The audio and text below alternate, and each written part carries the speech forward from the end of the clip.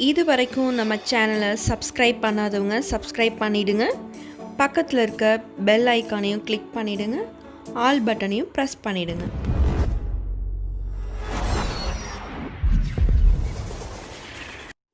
Hi friends, இன்றைய special palak பன்னீர். பாலக் பன்னீர் பண்ணுறதுக்கு பன்னீர் நம்ம செய்யணும். அந்த பன்னீரை ஹோம்மேடாக நம்ம பண்ண போகிறோம். அது எப்படி பண்ணலான்னு பார்க்கலாம். அதுக்கு தேவையான ingredients 1 litre full cream milk எடுத்திருக்கேன். இப்போ ஸ்டவ் ஆன் பண்ணி ஒரு பாத்திரத்தில் 1 லிட்டர் பாலையும் ஊற்றிக்கோங்க. இது நல்லா கொதிச்சுட்ருக்கட்டும். அதுக்கு முன்னாடி நம்ம ஒரு சின்ன ப்ராசஸ் பண்ணணும்.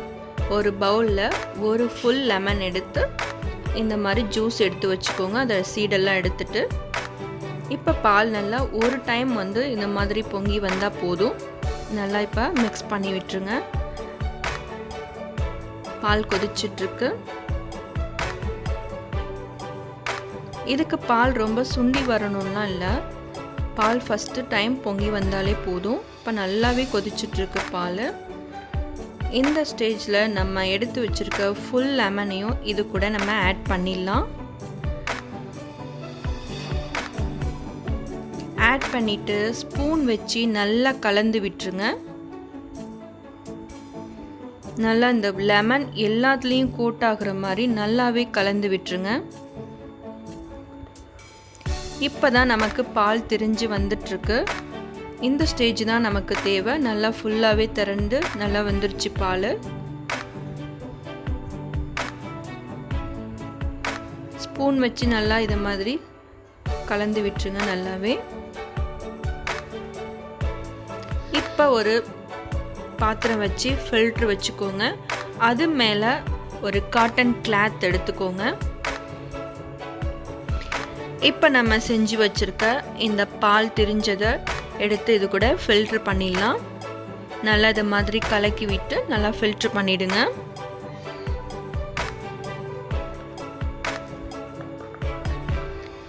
இதில் ஃபில்ட்ரு பண்ணுறது நல்லா ஸ்கிப் பண்ணாமல் பாருங்கள்.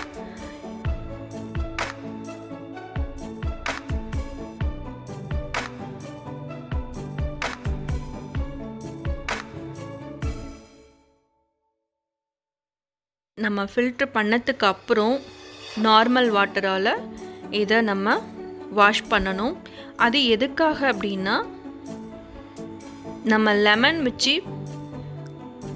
பால் தெரிய வச்சுருக்கோம். ஸோ அந்த ரா ஸ்மெல்லாம் போகும். அந்த புளிப்பு இருக்கக்கூடாது. அதுக்காக நம்ம நார்மல் வாட்ரு வச்சு நம்ம அந்த மாதிரி வாஷ் பண்ணிக்கிறோம். இப்போ நல்லா கலந்து விட்டுருங்க ஸ்பூன் வச்சு. இன்னொரு டைம் ஒரு கிளாஸ் தண்ணி விட்டு நல்லா வாஷ் பண்ணிக்கோங்க. இந்த மாதிரி மிக்ஸ் பண்ணி நார்மல் வாட்டர் வச்சு இந்த பன்னீரை நல்லா வாஷ் பண்ணிக்கோங்க. இப்போ அந்த புளிப்பெல்லாம் இருக்காது. நல்லா எல்லா தண்ணியுமே நல்லா வடிஞ்சிருச்சு. இப்போ இந்த காட்டன் கிளாத் எடுத்து நல்லா புழிஞ்சிருங்க. இதில் ஒரு முக்கியமான விஷயம் என்னென்னா, தண்ணியே இருக்கக்கூடாது. ஃபுல்லாக நல்லா புழிஞ்சு எடுத்துருங்க. நல்லா ட்ரை ஆகிடணும். இந்த மாதிரி நல்லா புழிஞ்சு எடுத்துக்கோங்க. நம்ம இப்போ நல்லாவே ட்ரை பண்ணியிருந்தாலும் லைட்டாக அதில் வாட்டர் இருக்கும். ஸோ அதுக்காக இன்னொரு ப்ராசஸ் நம்ம பண்ண போகிறோம்.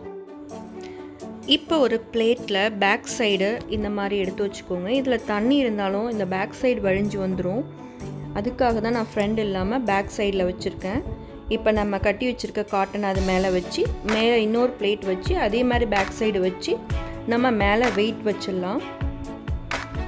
இந்த மாதிரி கொஞ்சம் டைட்டாக இருந்தால் தான் நமக்கு அந்த ஸ்லைஸ் போடுறதுக்கு வரும்.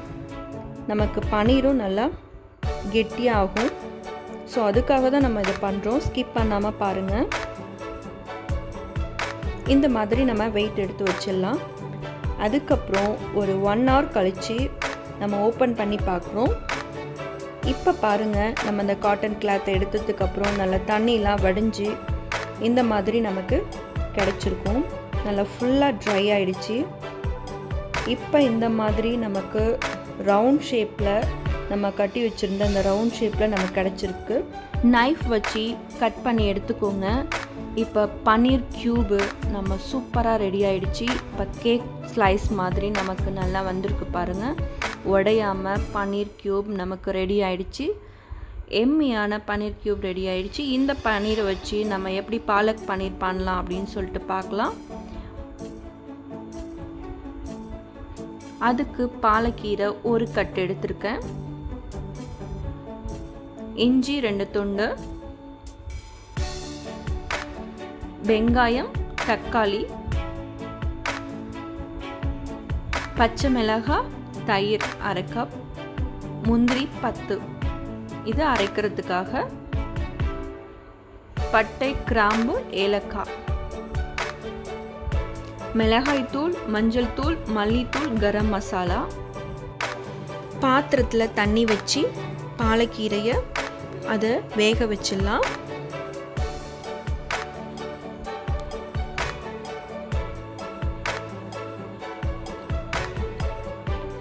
பாலக்கீரை நல்லா இப்போ வெந்துட்டுருக்கப்பவே நம்ம 1 ஸ்பூன் உப்பு ஆட் பண்ணிடலாம்.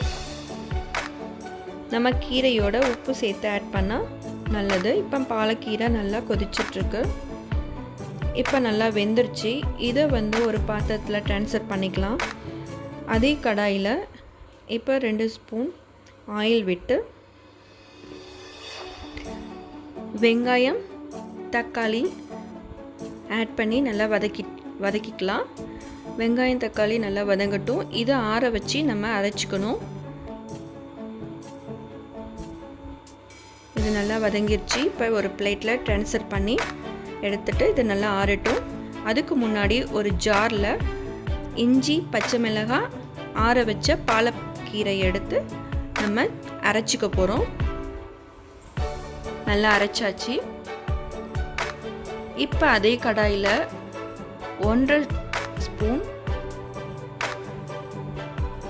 பட்டர் எடுத்துக்கோங்க. பட்டர் உருகட்டும். நம்ம பாலக்கீரை செய்கிறதுனால மேலே லிட்டு போடக்கூடாது, ஏன்னா அந்த க்ரீனிஷ் எல்லாம் சேஞ்ச் ஆகிடும்.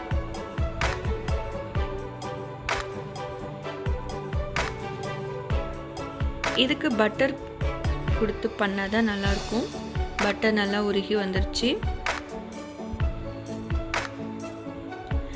பட்டை, கிராம்பு, ஏலக்காய் எல்லாம் அது கூட சேர்த்து நல்லா வதக்கிக்கோங்க.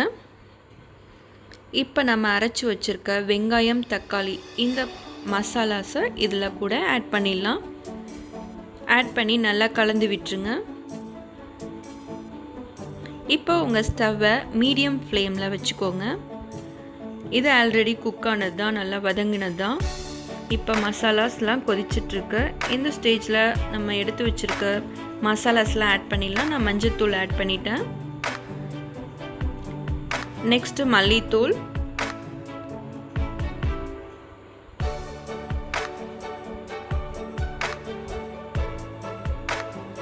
மசாலாஸ் நல்லா கொதிச்சிட்ருக்கு.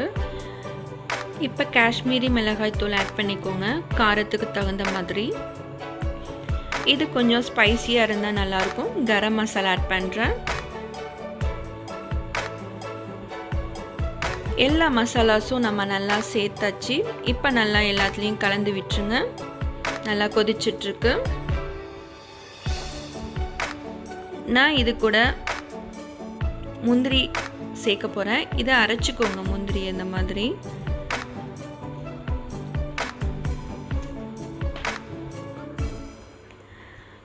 க்ரீமியாக அப்போ தான் நல்லாயிருக்கும். நல்லா டேஸ்டியாக க்ரீமியாக நல்லாயிருக்கும் பாலக் பன்னீர். இப்போ நம்ம எடுத்து வச்சுருக்க கர்டும் சேர்த்தலாம். இது கூட முந்திரியும் கர்டும் ஆட் பண்ணுறதுனால நமக்கு நல்லா க்ரீமியாக நல்லா டேஸ்டியாக கிடைக்கும். நம்ம பாலக் பன்னீர் எப்போதும் நமக்கு இந்த மாதிரி செமி கிரேவியாக தான் இருக்கணும். தண்ணிலாம் மிக்ஸ் பண்ணக்கூடாது. இப்போ தேவையான உப்பு ஆட் பண்ணிடலாம்.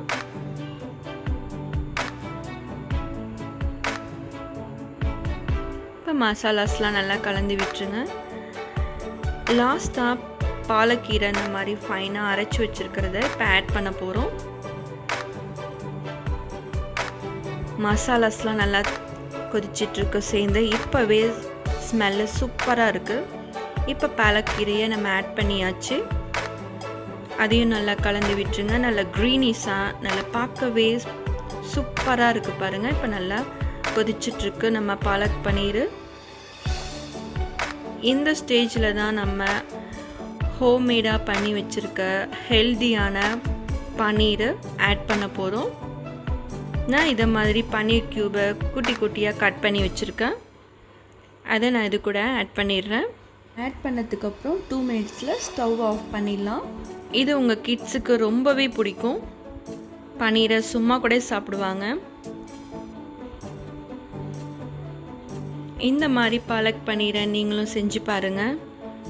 இது சப்பாத்தி, நான், நார்மல் ரைஸ் கூட நீங்கள் வச்சு சாப்பிட்லாம். டேஸ்டியாக இருக்கும். நல்லா ஹெல்தியானது கூட. நீங்கள் ட்ரை பண்ணுங்கள். உங்கள் கமெண்ட் பண்ணுங்கள், ஷேர் பண்ணுங்கள், லைக் பண்ணுங்கள். டேஸ்டியாக சாப்பிட்டு ஹெல்தியாக இருப்போம். தேங்க்யூ ஃபார் வாட்சிங். பாய்.